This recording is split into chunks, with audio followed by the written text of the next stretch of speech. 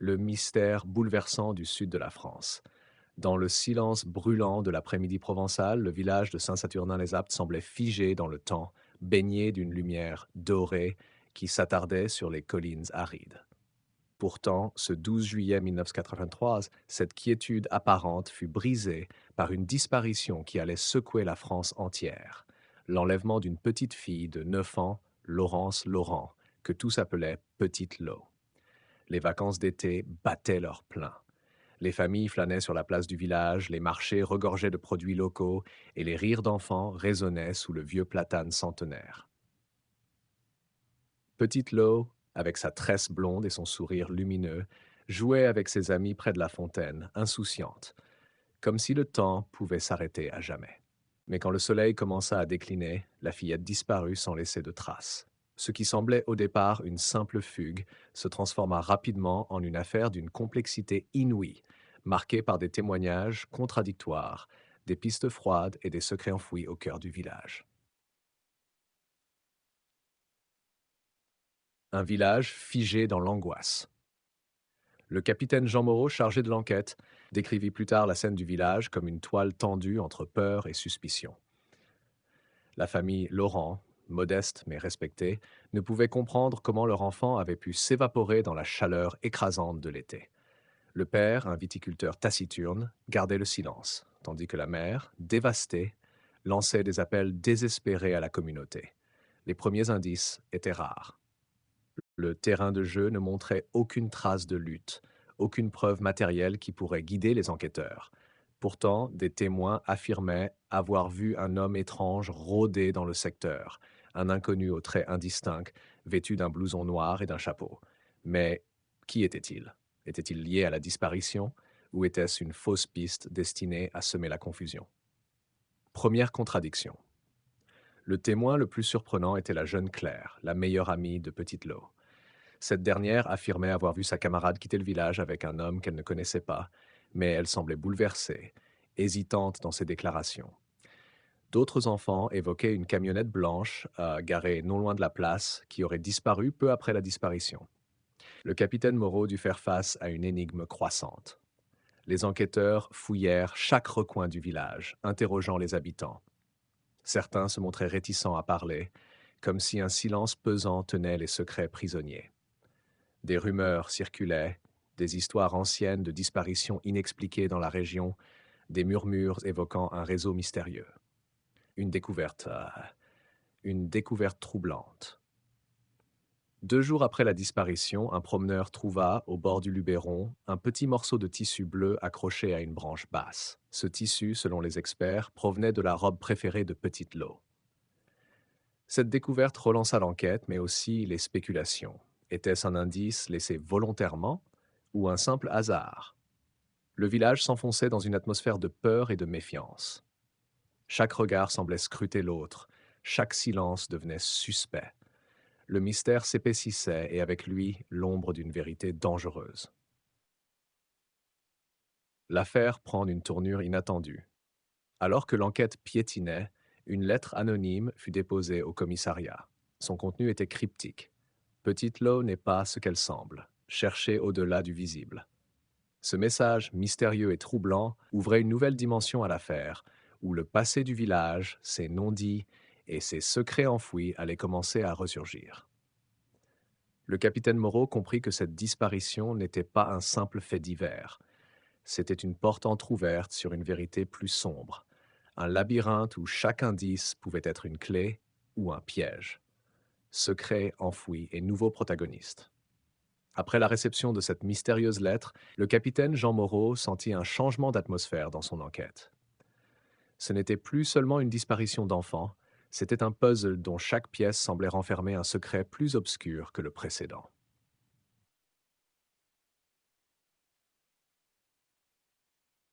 Un village aux multiples visages, Saint-Saturnin-les-Aptes n'était pas un simple village provençal. Sous son apparente tranquillité, il cachait des tensions anciennes, des rivalités sourdes et des secrets de famille bien gardés. Pour Moreau, il devint urgent d'explorer ces zones d'ombre. Parmi les villageois, 2 figures émergèrent bientôt comme clés potentielles dans cette énigme. L'étrange Madame Bresson. D'abord, Madame Bresson, la propriétaire de la librairie du village, une femme d'un certain âge à l'allure austère, qui connaissait tous les potins et semblait-il plus encore. Elle avait refusé de coopérer avec la police jusque-là, mais la disparition de Petite Lo la bouleversa visiblement. Lors d'une rencontre trop tendue au commissariat, elle murmura à Moreau des phrases cryptiques. Les enfants ne devraient jamais jouer près du vieux moulin. Il y a des choses que le temps a enterrées, mais elles ne dorment pas. Le vieux moulin, abandonné depuis des années, est une ruine en périphérie du village, évité par tous les habitants. Le retour de Paul Garnier. Ensuite, un nom refit surface. Paul Garnier, un homme dans la quarantaine, autrefois expulsé du village pour des raisons obscures. Son passé trouble, lié à des affaires de disparition dans les villages voisins, intriguait le capitaine. Curieusement, Paul était revenu quelques semaines avant la disparition de Laurence. Lorsqu'on l'interrogea, Paul se montra énigmatique, parlant de forces invisibles et d'ombres anciennes. Il affirmait avoir voulu revenir pour réparer ses erreurs, mais ses propos semblaient plus inquiétants que rassurants.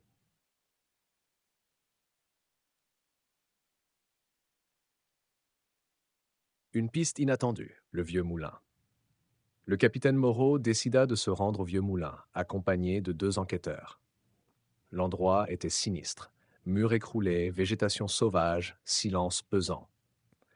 En explorant les lieux, ils découvrirent des inscriptions gravées à la hâte sur une pierre, des symboles étranges qui évoquaient d'anciennes croyances populaires. Non loin, des jouets cassés et une vieille couverture qui rappelait étrangement celle de Petite Lo.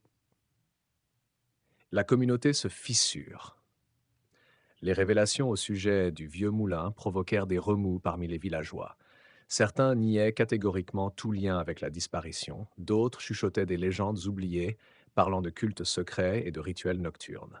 Le maire, un homme jusque-là effacé, prit une position ferme. Il fallait cesser les rumeurs et protéger l'image du village. Mais cette attitude renforça encore plus les soupçons, donnant à l'affaire un relief politique inattendu. Une nouvelle disparition. Une nouvelle disparition. À peine l'affaire semblait-elle connaître un rebondissement qu'un autre enfant disparut. Théo, un garçon de 7 ans, élève dans la même école que Laurence. Cette disparition soudaine jeta un froid glacial sur la communauté, qui craignait maintenant une menace plus large. Le capitaine Moreau sentit la pression monter. L'enquête devenait une course contre la montre, tandis que le voile sur les mystères du village commençait à se déchirer, révélant une vérité terrifiante. Les fantômes du passé et les liens cachés. La disparition de Théo, en plus de celle de Petite Lo, fit vaciller le village de Saint-Saturnin-les-Aptes. La peur s'immisçait dans chaque foyer et les habitants commençaient à regarder autour d'eux avec méfiance. Le capitaine Moreau savait que l'enquête allait bien au-delà d'une simple disparition d'enfants. Des liens insoupçonnés. En fouillant les archives de la mairie et de l'école, Moreau découvrit une vérité troublante. Plusieurs disparitions d'enfants avaient eu lieu dans la région depuis les années 1950, jamais élucidées. Un lien inquiétant entre ces cas et le vieux moulin semblait se dessiner. Mais surtout, une révélation plus intime perturba l'enquêteur. Théo était le fils illégitime de Paul Garnier. Cette connexion inattendue jetait une lumière nouvelle sur les motivations de l'homme revenu au village. Paul Garnier face à son passé. Interrogé de nouveau, Paul se montra plus loquace. Il parla d'un secret familial lourd à porter, d'un pacte fait jadis par ses ancêtres avec des forces obscures pour assurer la prospérité des terres, un pacte qui aurait nécessité des sacrifices. Ses paroles semblaient délirantes, mais des documents anciens, trouvés dans le grenier familial, appuyaient ses dires. Des lettres, des photographies jaunies, des récits évoquant des cérémonies étranges dans le vieux moulin.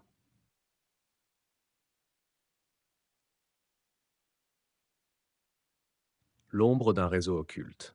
Le capitaine Moreau se concentra alors sur l'hypothèse d'un réseau occulte, actif depuis des décennies dans la région. Des témoins oubliés furent réinterrogés, révélant des comportements étranges, disparitions lors des nuits de pleine lune, silhouettes masquées aperçues près du moulin. Un ancien policier à la retraite, François Delage, évoqua même une tentative d'infiltration avortée dans les années 70, stoppée brusquement, sans explication. Une révélation choquante. Au cœur de cette atmosphère pesante, un autre retournement secoua l'enquête. La mère de Petite-Lo, dans un moment de désespoir, avoua au capitaine Moreau avoir caché un secret sur la naissance de sa fille.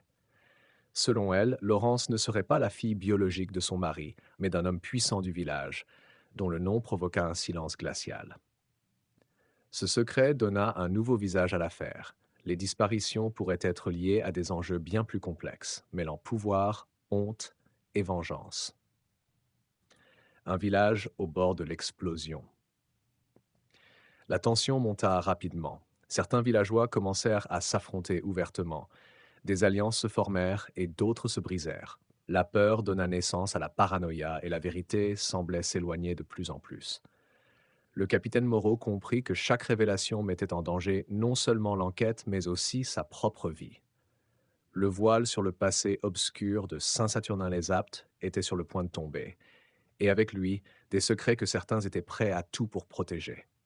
Premiers indices et course contre la montre. Les jours suivants furent décisifs.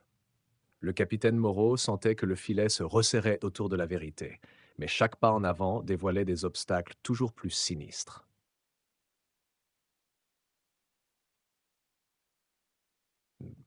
Une découverte inattendue. Lors d'une perquisition dans la maison de Paul Garnier, les enquêteurs tombèrent sur un carnet ancien caché dans un double fond du bureau.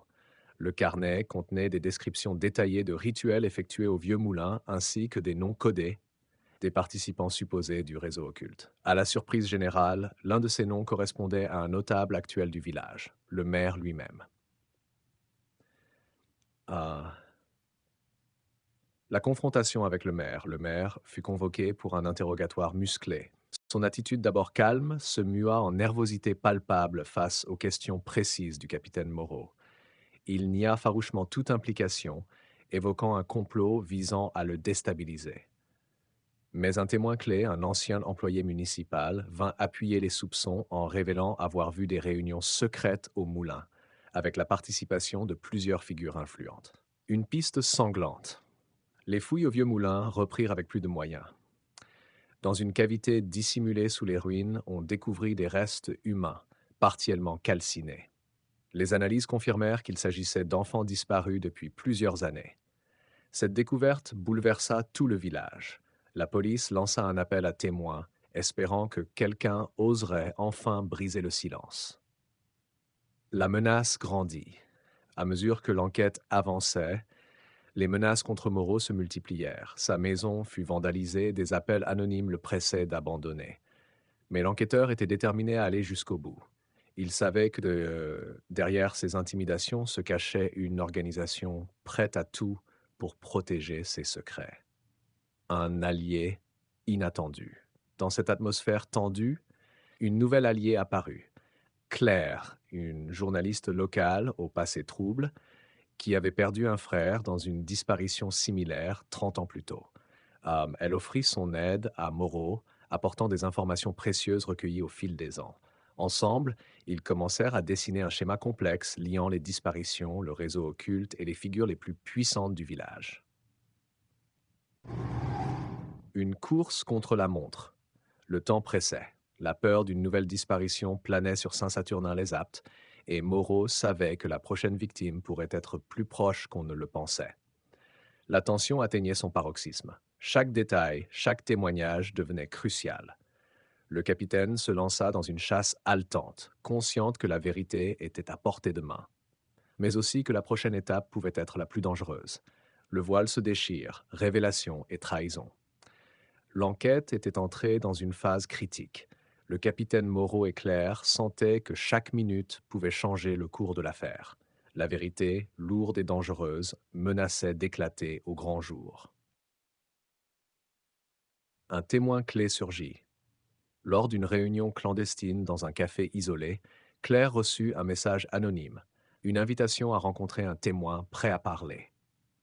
Ce témoin, un homme discret du village nommé Luc, travaillait autrefois comme jardinier au manoir du maire. Luc révéla des détails effrayants, des réunions nocturnes, des rituels occultes au moulin, et surtout la présence d'un enfant retenu prisonnier dans un lieu secret. Il confessa avoir aidé à cacher des preuves, mais que sa conscience le rongeait depuis trop longtemps.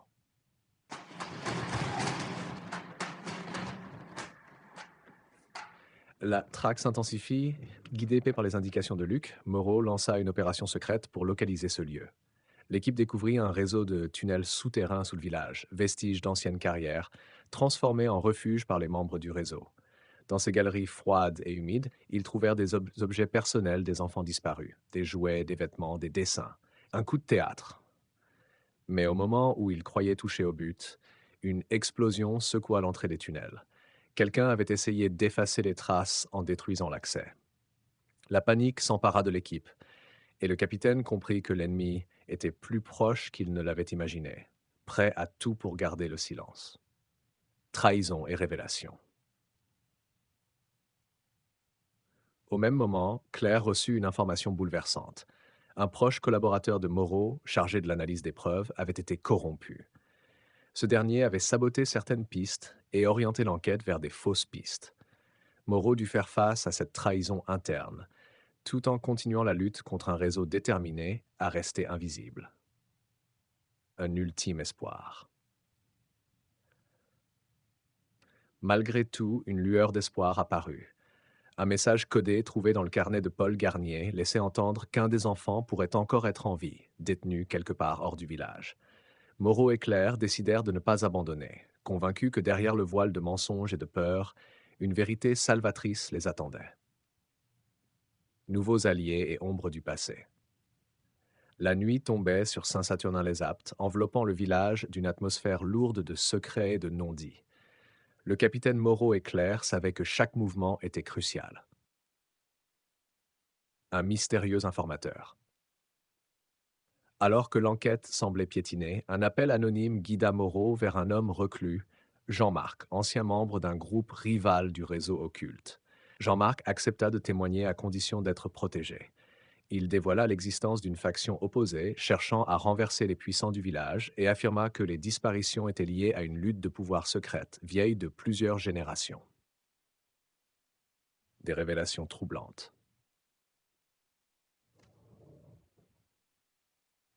Jean-Marc parla d'un rituel majeur, prévu dans les semaines à venir, qui impliquerait un sacrifice d'enfants. Ce rituel serait la clé pour maintenir le contrôle sur la région. Moreau comprit que le temps pressait. Il devait empêcher ce rituel à tout prix. Une alliance fragile. Pour contrer cette menace, Claire utilisa ses contacts journalistiques pour mobiliser une coalition inattendue. Anciens membres du village, familles des disparus, même quelques figures influentes désireuses de briser le cercle. Cette alliance improbable permit de rassembler des ressources et des informations inédites. Une enquête dans l'ombre. Une enquête dans l'ombre. En parallèle, Moreau continua à creuser dans le passé de certains villageois, découvrant des secrets de famille lourds de conséquences.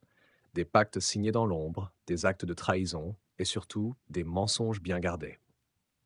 Ces révélations créèrent un climat de suspicion généralisée où personne ne semble être vraiment innocent. Une surprise au cœur du village. Un soir, Claire fit une découverte majeure, une pièce secrète dans la maison du maire, cachée derrière une bibliothèque. Là, des documents, des photos et surtout un carnet intime révélèrent l'ampleur du réseau et ses ramifications jusqu'aux plus hautes sphères. Mais une photo attira particulièrement l'attention, celle d'une petite fille dont le visage ressemblait étrangement à celui de Petite Lo. Le point de non-retour. Conscients que leur lutte allait au-delà d'une simple enquête policière, Moreau et Claire décidèrent d'agir rapidement pour déjouer le rituel et sauver ce qui pouvait encore l'être. Mais les forces en présence étaient puissantes, et le prix à payer risquait d'être bien plus élevé qu'ils ne l'avaient imaginé. Les masques tombent. Le village de Saint-Saturnin-les-Aptes n'avait jamais été aussi silencieux. Derrière les volets fermés, les regards fuyaient. La vérité se rapprochait, et certains commençaient à avoir peur. Très peur. L'enlèvement de Claire. Un matin, alors qu'elle se rendait à une rencontre avec une source confidentielle, Claire ne rentra pas. Moreau, alerté par son absence, retrouva sa voiture abandonnée en bordure de la forêt. Aucune trace de lutte, juste son dictaphone brisé au sol. Un message anonyme arriva peu après. Elle a trop vu. Si tu continues, elle mourra. Moreau comprit que les choses prenaient un tournant personnel. Claire était la cible, non pour ce qu'elle avait dit, mais pour ce qu'elle allait révéler.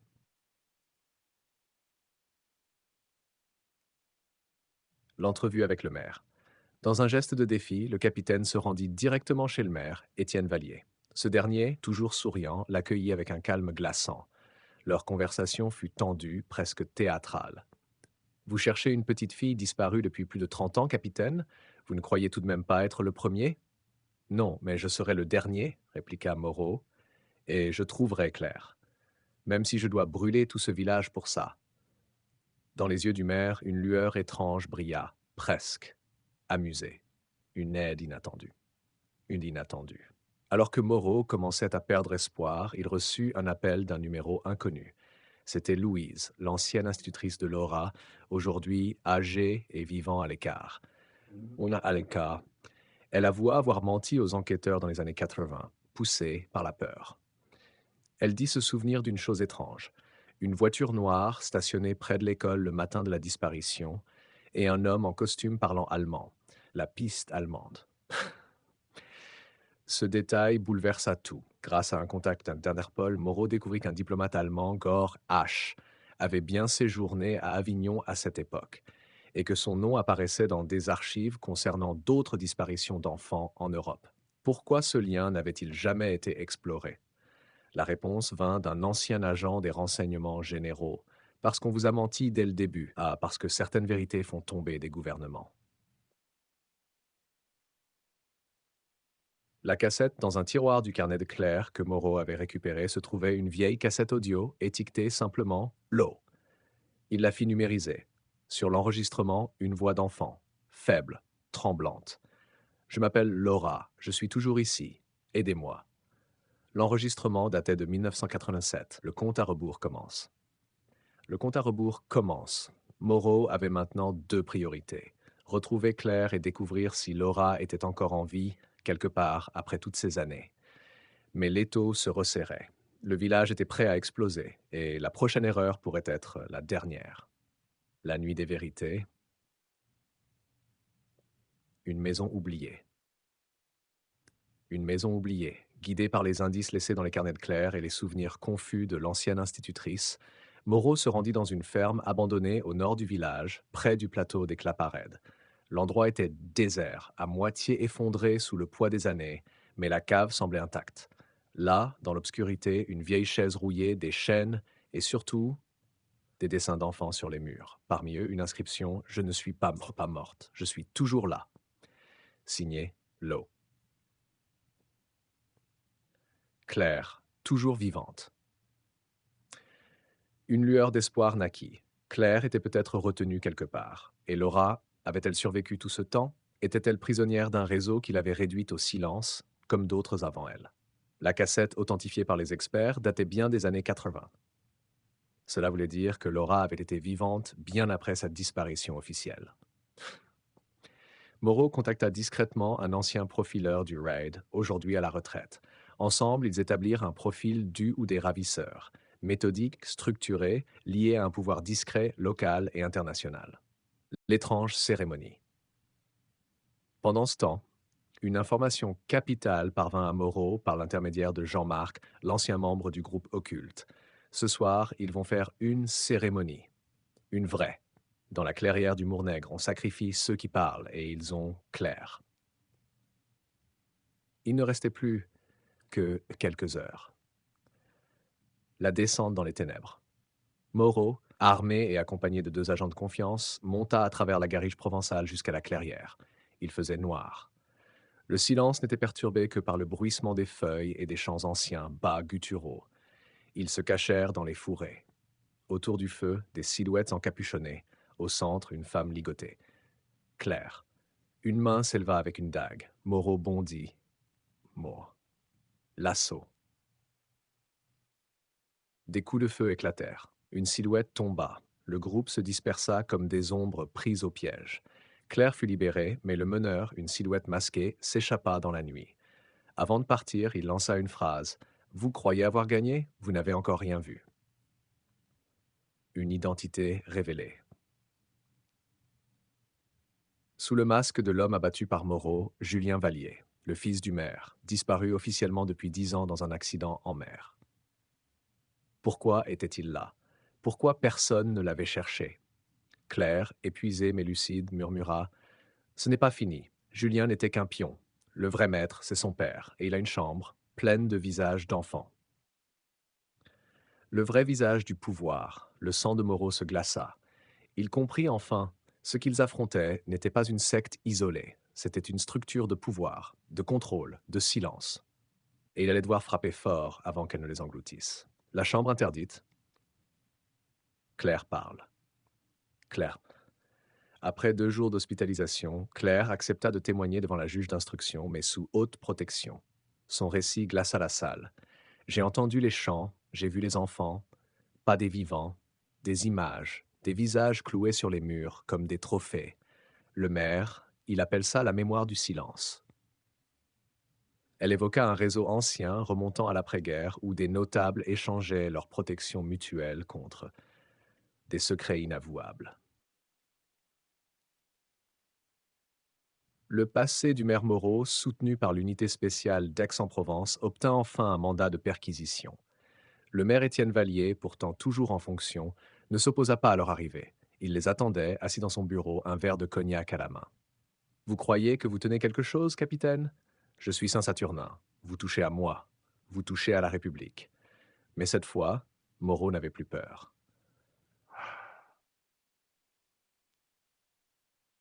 La chambre des horreurs. Dans la grande demeure de Vallier, derrière une porte scellée par une bibliothèque pivotante, ils découvrirent une pièce au mur tapissée de photographies. Enfants disparus, visages figés dans le temps. Sur une étagère, des cassettes VHS, soigneusement numérotées. Une équipe scientifique les saisit immédiatement. Au centre de la pièce, un fauteuil usé face à un écran, et dans un tiroir, une tresse brune soigneusement conservée dans un sachet plastique. Test ADN, positif. Laura Laurent. Le réseau, en quelques jours, les noms tombèrent. Des hommes politiques, un juge à la retraite, un ancien commissaire, tout liés par des comptes offshore, des biens immobiliers en Suisse et des fréquentations communes à l'époque, dont Georg H., le diplomate allemand mentionné dans la partie 7. Mais le plus troublant, plusieurs disparitions d'enfants entre 1969 et 1991 en France, Allemagne et Belgique présentaient le même mode opératoire. Un seul nom revenait systématiquement en filigrane: Étienne Vallier. L'évasion. Alors que Moreau croyait tenir enfin la clé de tout, un événement inattendu survint. Dans la nuit précédant sa mise en examen, le maire s'échappa de sa cellule. Caméra désactivée. Gardien drogué. Une voiture volée fut retrouvée calcinée à 30 km de là. Pas de corps, seulement un mot griffonné sur le tableau de bord. Vous pensez que c'est terminé? La petite Laurent n'était que le début. Une vieille lettre. Parmi les documents retrouvés chez Vallier, une lettre non envoyée, écrite à la main et datée de 1992, adressée à un certain G.H. Laura n'est plus utile. Elle commence à parler dans son sommeil. Il faut clore le chapitre. Vous savez comment faire. Mais aucune preuve concrète que l'ordre était exécuté. Et si elle avait survécu? Si quelqu'un? Si quelqu'un l'avait caché? L'apparition. C'est alors qu'une information parvint du côté d'Avignon. Dans une clinique psychiatrique privée, une femme anonyme, internée sous le nom Laurane Dubois, parlait chaque nuit d'une grotte, d'un feu, d'un homme au masque et d'une chanson que seule Laura chantait à l'école. Moreau n'en croyait pas ses oreilles. Et s'il l'avait retrouvée? Le dernier visage de Laura? La clinique blanche. La clinique Les Oliviers, située à la périphérie d'Avignon, ne ressemblait pas à un hôpital psychiatrique.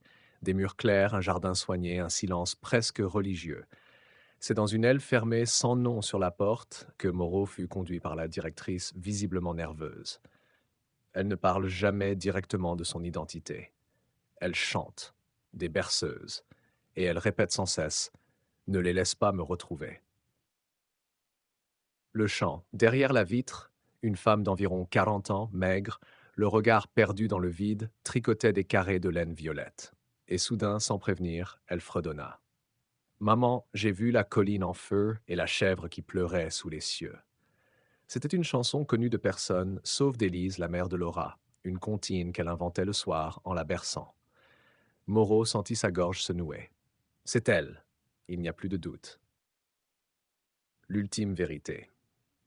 À force de patience et avec l'aide d'un spécialiste du traumatisme infantile, la femme, Laurane Dubois, raconta enfin ce qu'elle avait enfoui pendant 30 ans. C'était une pièce sous terre, froide, avec des murs en pierre. On m'appelait numéro 7. Un jour, un homme m'a aidé à fuir. Il m'a donné un nom, m'a appris à me taire. Il disait que si je parlais, il me retrouverait et que je retournerais dans la chambre des morts. L'homme au visage brûlé. Elle se souvenait de lui, un homme à la peau marquée, toujours silencieux, qui la nourrissait et veillait la nuit. Il avait un nom, Jean-Marc, l'homme que Moreau avait interrogé dans les premiers épisodes. Jean-Marc, rongé par la culpabilité, l'avait aidé à s'évader après avoir compris l'horreur du réseau dont il faisait partie. Puis il avait falsifié les dossiers, l'a déposé dans une institution et disparu. Il vivait reclus, seul, et ne pensait jamais la revoir vivante. Une justice impossible. La presse découvrit l'affaire. La France fut en état de choc. Mais la justice, elle, resta prudente. Les preuves sont faibles, le maire est introuvable, la victime psychologiquement instable et le temps a tout dilué. Aucune condamnation majeure n'eut lieu. Seul un ancien juge fut brièvement incarcéré avant d'être libéré pour raison de santé. Dernière confrontation. Quelques semaines plus tard, une lettre parvint à la rédaction de Mex Skies. Elle contenait une photo récente d'un homme dans un café de Tanger. Sur le verso, elle se souvient, elle a retrouvé sa voix. À bientôt. EV. Étienne Vallier était en vie. Il regardait. Il attendait. Épilogue. Laura, ou Laurane, vit aujourd'hui dans une maison protégée. Elle ne parle presque jamais. Mais chaque soir, elle allume une bougie à sa fenêtre. Pour les autres, pour ceux qu'on n'a pas retrouvés. Moreau, lui, a quitté la police. Il écrit un livre, le premier chapitre s'intitule « La fille aux cheveux bruns qui avait disparu dans la lumière provençale ». Fin.